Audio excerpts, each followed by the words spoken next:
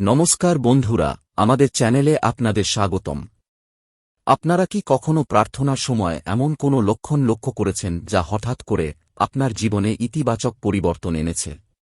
জ্যোতিষশাস্ত্র এবং ধর্মীয় বিশ্বাস অনুসারে যখন আমাদের প্রার্থনা ঈশ্বরের কাছে পৌঁছায় এবং আমাদের ইচ্ছা পূরণ হয়, তখন ঈশ্বর আমাদের বিশেষ কিছু লক্ষণ দেখান।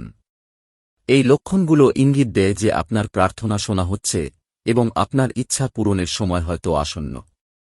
আজকের এই আকর্ষণীয় ভিডিওতে আমরা প্রার্থনার সময় দেখা যায় এমন কিছু শুভ লক্ষণ সম্পর্কে জানব, যা ইঙ্গিত দেয় যে ঈশ্বর আপনার প্রতি সন্তুষ্ট এবং আপনার ইচ্ছা শীঘ্রই পূরণ হতে পারে। তাই ভিডিওটি শেষ পর্যন্ত দেখতে ভুলবেন না, কারণ শাস্ত্রে শেষ লক্ষণটিকে সবচেয়ে শক্তিশালী এবং শুভ বলে মনে করা হয়। সনাতন ধর্মে উপাসনা কেবল একটি ধর্মীয় কাজ নয়, বরং ঈশ্বরের সাথে সংযোগ স্থাপনের একটি পবিত্র মাধ্যম। যখন কোনো ব্যক্তি আন্তরিক হৃদয়, ভক্তি এবং বিশ্বাসের সাথে ঈশ্বরের উপাসনা করেন, তখন তার ইতিবাচক শক্তি মহাবিশ্বের ঐশ্বরিক শক্তির সাথে সংযুক্ত হতে শুরু করে।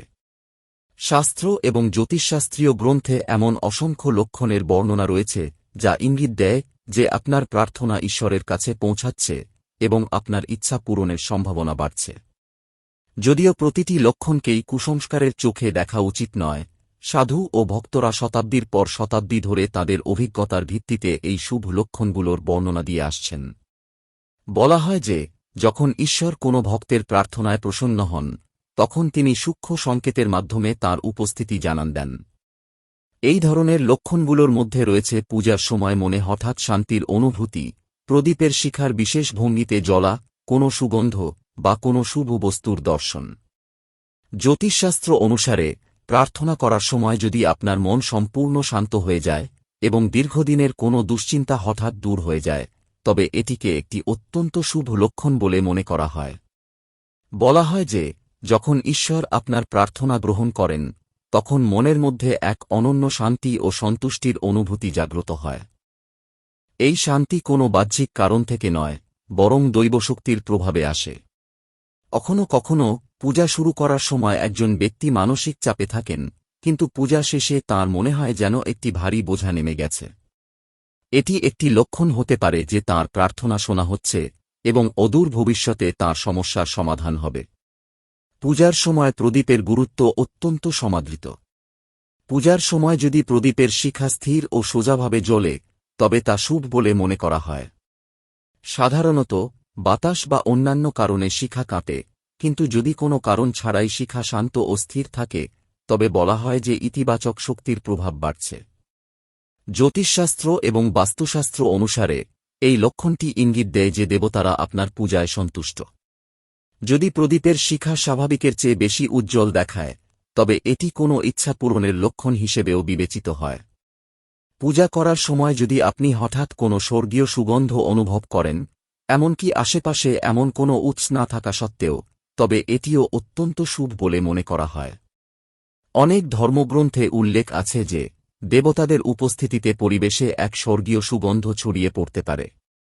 এই সুগন্ধ চন্দন, ফুল বা অন্য কোনো মিষ্টি গন্ধের রূপে অনুভূত হতে পারে। এমন পরিস্থিতিতে বিশ্বাস করা হয় যে আপনার পূজা সফল হয়েছে এবং আপনি ঈশ্বরের আশীর্বাদ লাভ করছেন। পূজার সময় ঈশ্বরের মূর্তি বা ছবির সামনে রাখা ফুলের স্বতঃস্ফূর্তভাবে ঝরে পড়াকেও একটি বিশেষ চিহ্ন হিসেবে বিবেচনা করা হয়। বিশেষ করে যদি ফুলটি ঈশ্বরের চরণে বা আপনার দিকে ঝরে পড়ে, তবে অনেকেই এটিকে ঈশ্বরের স্বীকৃতির প্রতীক বলে মনে করেন। ধর্মীয় বিশ্বাস অনুসারে এই চিহ্নটি ইঙ্গিত দেয় যে আপনার প্রার্থনা গৃহীত হয়েছে।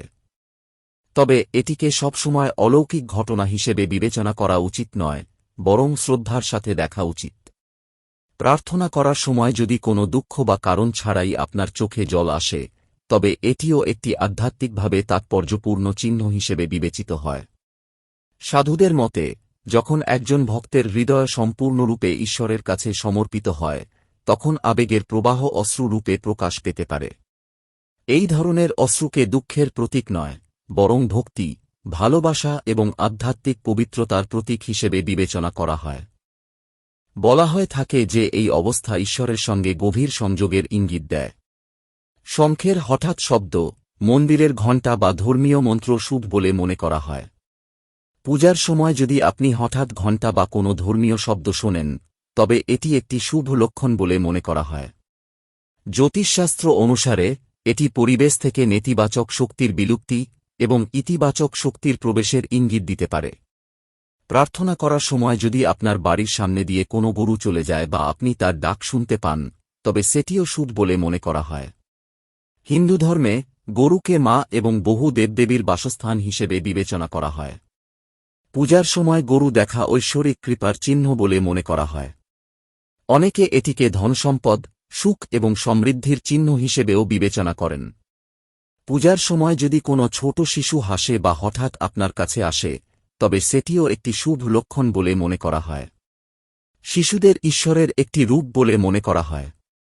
শাস্ত্র অনুসারে নিষ্পাপ এবং নির্মল হৃদয়ের শিশুদের উপস্থিতি ইতিবাচক শক্তির প্রতীক। এই চিহ্নটি ইঙ্গিত দিতে পারে যে আপনার ইচ্ছা পূরণের জন্য শুভ পরিস্থিতি তৈরি হচ্ছে। প্রার্থনা করার সময় হঠাৎ কোনো সমস্যার সমাধান মনে আসাটাও একটি দৈব লক্ষণ বলে মনে করা হয়। কখনো কখনো একজন ব্যক্তি দীর্ঘদিন ধরে কোনো দ্বিধাদ্বন্দ্বে জড়িয়ে থাকেন, কিন্তু প্রার্থনা করার সময় বা ঠিক পরেই সমস্যাটির একটি সুস্পষ্ট সমাধান তার মনে উদয় হয়। আধ্যাত্মিক দৃষ্টিকোণ থেকে এটিকে দৈব নির্দেশনা বলে মনে করা হয়। বিশ্বাস করা হয় যে ঈশ্বর ভক্তকে সঠিক পথ দেখানোর জন্য তাঁর অন্তরাত্মাকে জাগিয়ে তোলেন। প্রার্থনার সময় যদি আপনার বাড়ির কাছে কোনো পাখি, বিশেষ করে পায়রা, চড়ুই বা তোতা পাখি দেখা যায়, তবে এটিও একটি শুভ লক্ষণ বলে মনে করা হয়। ভারতীয় ঐতিহ্যে পাখিদের সুসংবাদ এবং ইতিবাচক পরিবর্তনের প্রতীক হিসাবে বিবেচনা করা হয়। বলা হয় যে এই লক্ষণটি নিকট ভবিষ্যতে কোনো সুসংবাদ বা ইচ্ছা পূরণের ইঙ্গিত দেয়। মন্ত্র জপ করার সময় যদি আপনার মন সহজেই একাগ্র হয় এবং বিক্ষিপ্ত হওয়া বন্ধ করে, তবে এটিও একটি শুভ লক্ষণ। সাধারণত মন চঞ্চল থাকে, কিন্তু যখন কেউ ঈশ্বরের আশীর্বাদ লাভ করেন, তখন সাধকের মন আপনা আপনি একাগ্র হয়ে যায়। এই লক্ষণটি ইঙ্গিত দেয় যে আপনার আধ্যাত্মিক সাধনা সঠিক পথে এগোচ্ছে এবং ইতিবাচক ফল দিতে চলেছে। পূজার সময় দেবতার সামনে রাখা নারকেল, পাত্র বা অন্য কোনো পবিত্র বস্তুর প্রতি বিশেষ মনোযোগ দেওয়াও শুভ বলে মনে করা হয়। কখনো কখনো ভক্তের মনোযোগ বারবার একটি নির্দিষ্ট বস্তুর দিকে আকৃষ্ট হয়। আধ্যাত্মিক বিশ্বাস অনুসারে এটি ইঙ্গিত দিতে পারে যে বস্তুটি আপনার জন্য একটি বিশেষ বার্তা বহন করে। উদাহরণস্বরূপ, পাত্রটি সমৃদ্ধির প্রতীক এবং নারকেলটি সাফল্যের প্রতীক। পূজা শেষ হওয়ার পর যদি আপনার মন সারাদিন আনন্দিত থাকে এবং আপনি কোনো আপাত কারণ ছাড়াই ইতিবাচক শক্তি অনুভব করেন, তবে এটিও একটি লক্ষণ বলে মনে করা হয় যে আপনার প্রার্থনা ফল দিতে শুরু করেছে। শাস্ত্রে বলা হয়েছে যে ঈশ্বরের আশীর্বাদ লাভ করলে ব্যক্তির মধ্যে আত্মবিশ্বাস, উৎসাহ এবং ইতিবাচকতা বৃদ্ধি পায়। এই পরিবর্তন ধীরে ধীরে জীবনের অবস্থার উন্নতি ঘটায়। স্বপ্নকেও বিশেষ তাৎপর্যপূর্ণ বলে মনে করা হয়। পূজা বা উপবাসের পর যদি আপনি কোনো দেবতা, মন্দির, প্রদীপ, নদী, পদ্ম, শঙ্খ, গরু বা সাদা পোশাক দেখেন, তবে তা অত্যন্ত শুভ বলে মনে করা হয়। জ্যোতিষশাস্ত্র অনুসারে এই ধরনের স্বপ্ন মনোবাঞ্ছা পূরণ, বাধা দূরীকরণ এবং জীবনে শুভ সুযোগের ইঙ্গিত দেয়। তবে এটা মনে রাখা গুরুত্বপূর্ণ যে শুধুমাত্র লক্ষণ দেখে ফল নির্ধারণ করা যায় না। শাস্ত্র কর্মকে সর্বোচ্চ গুরুত্বপূর্ণ বলে মনে করে। পূজার প্রকৃত উদ্দেশ্য কেবল মনোবাঞ্ছা পূরণ নয়, বরং আধ্যাত্মিক উন্নতি এবং ঈশ্বরের প্রতি ভক্তি।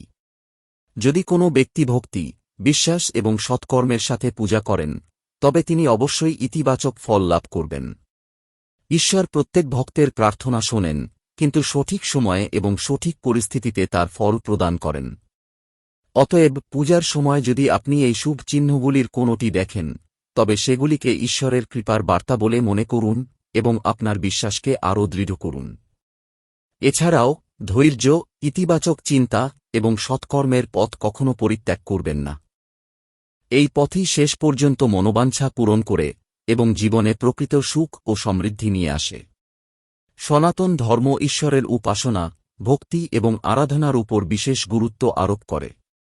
প্রাচীন জ্যোতিষশাস্ত্র, পুরাণ এবং ধর্মগ্রন্থ অনুসারে যখন কোনো ব্যক্তি খাঁটি হৃদয়, পূর্ণ ভক্তি এবং বিশ্বাসের সাথে ঈশ্বরের উপাসনা করেন, তখন তাঁর প্রার্থনা কেবল কথায় সীমাবদ্ধ থাকে না, বরং ঐশ্বরিক শক্তি রূপে মহাবিশ্বে পৌঁছায়।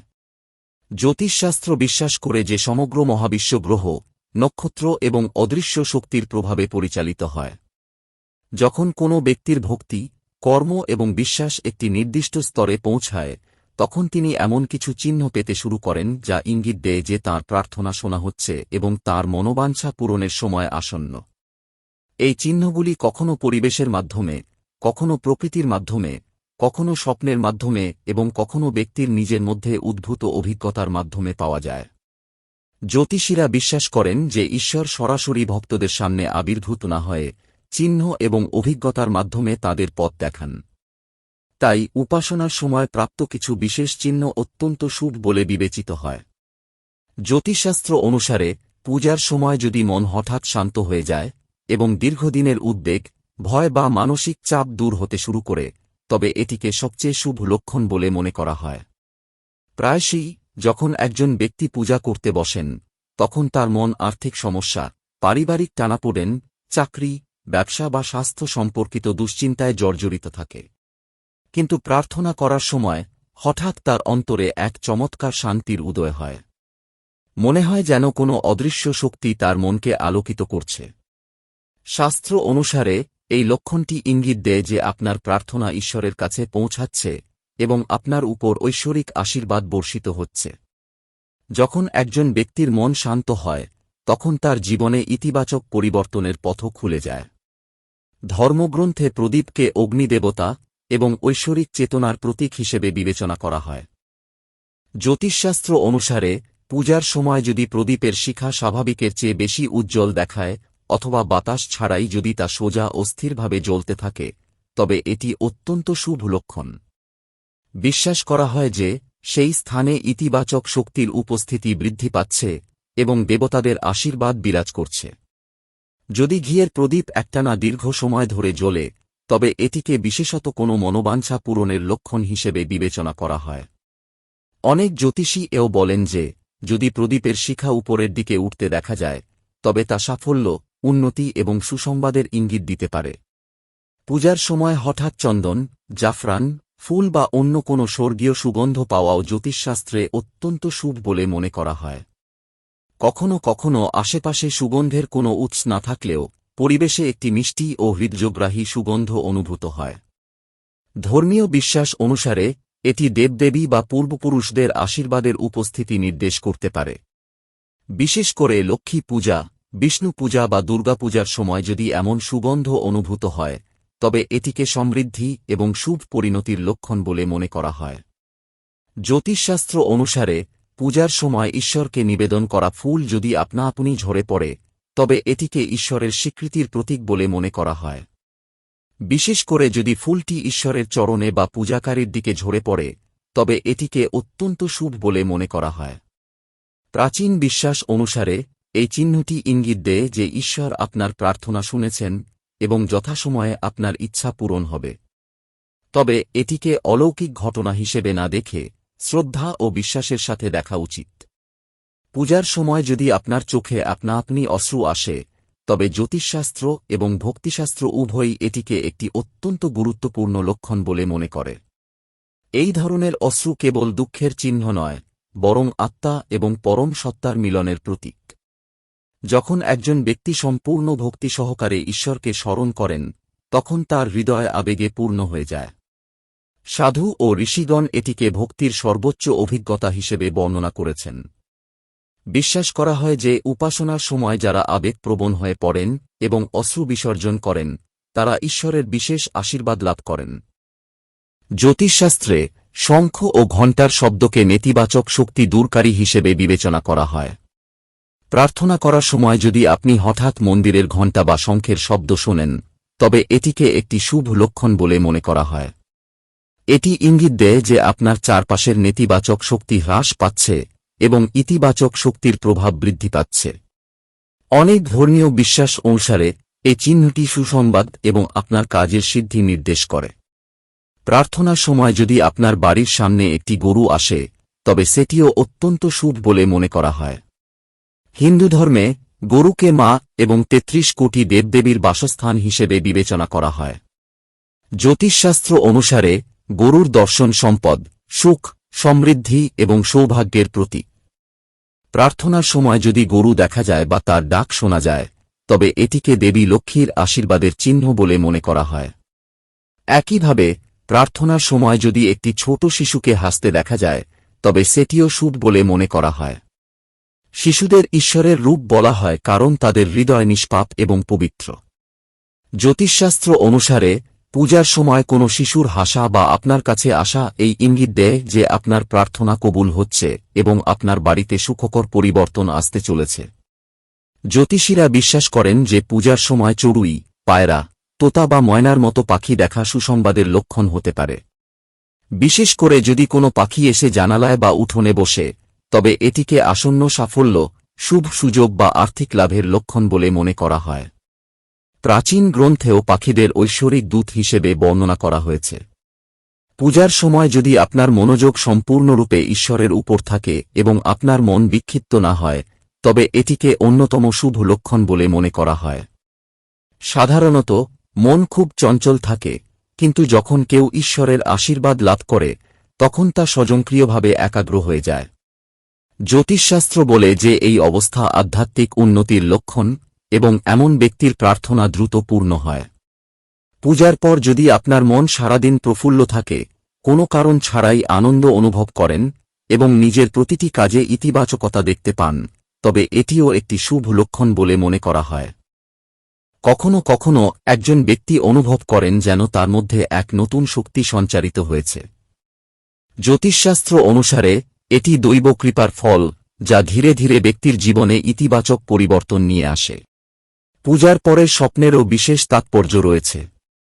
যদি কোনো বিশেষ পূজা বা উপবাসের পর আপনি স্বপ্নে মন্দির, দেবতা, প্রদীপ, পদ্মফুল, শঙ্খ, গরু, নদী, সূর্য, চাঁদ বা সাদা পোশাক দেখেন, তবে তা অত্যন্ত শুভ বলে মনে করা হয়। এই ধরনের স্বপ্ন ইঙ্গিত দেয় যে আপনার ইচ্ছা পূরণের জন্য ইতিবাচক শক্তি কাজ করছে। বিশেষ করে স্বপ্নে পদ্মফুল বা দেবী লক্ষ্মীকে দেখা ধনসম্পদ ও সমৃদ্ধির লক্ষণ বলে মনে করা হয়। জ্যোতিষশাস্ত্র আরও বলে যে পূজার সময় যদি আপনি নারকেল, কলসি বা দেবতার মূর্তির প্রতি বিশেষ আকর্ষণ অনুভব করেন, তবে এটিও একটি লক্ষণ হিসাবে বিবেচিত হতে পারে। কখনো কখনো একজন ব্যক্তির মনোযোগ বারবার একটি নির্দিষ্ট বস্তুর দিকে যায়।